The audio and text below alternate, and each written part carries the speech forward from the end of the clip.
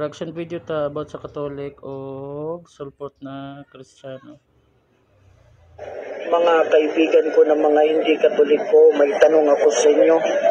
Paano kung magtatayo ko ng sarili kong simbahan tapos kukunin ko yung isang talata sa Biblia at yung talata na yun gagamitin ko yun para ipangalan sa aking simbahan? Ang tanong ko mga kapatid, magiging tunay ba ang simbahan ko dahil ito mababasa sa Biblia? Oo o hindi? Sige, sasagutin kita. Hindi naman tumayo ng sariling simbahan na kukunin mo sa talata sa Biblia tapos ipapangalan mo sa simbahan. Pwede naman. Kaming hindi Katoliko, ang simbahan kasi namin ang rebulto. Dahil ang masasabi ko, yung simbahan namin walang rebulto kasi hindi naman sila mga Diyos. Tapos sasabihin nung iba, simbolo lang. So saan naman makikita sa talata sa Biblia na gagawa ng rebulto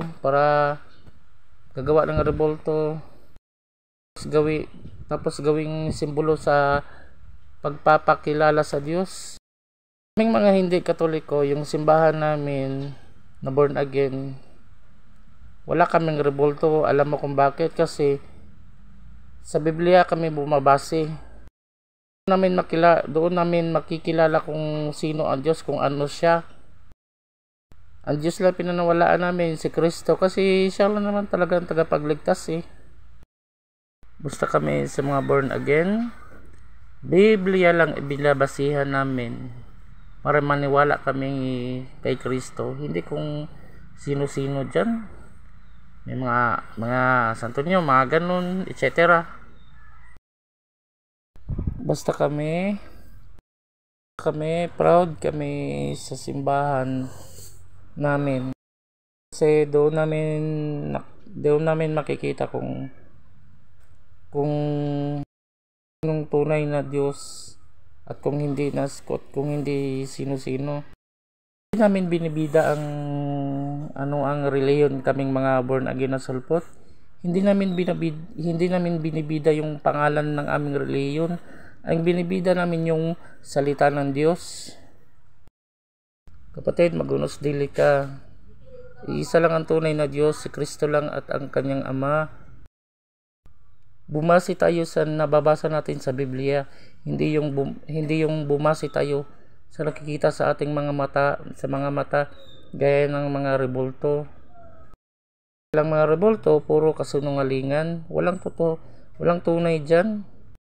Basta kami mga born again na sulpot, mahal na mahal namin ang Diyos. Kasi siya lang kinikilala namin Diyos, wala nang iba, tagapaglikha nga siya Sa totoo lang, hindi naman talaga importante ang pangalan ng relihiyon Hindi rin importante ang simbahan. Basta importante, maniwala ka na si Kristo ay Diyos, ang Ama ay Diyos, ganun. Isa naman kayong Katoliko, ang dami ng Diyos. Dasal dito, dasal doon, kahit saan dasal. Sa Maria, sa mga rebulto, sa mga apostoles, sa mga santo, sa mga ninyo, sa mga Black Nazaren. Ang tunay na Diyos dyan. Sige, hanggang dito na lang. Salamat sa pakikinig. Paalam.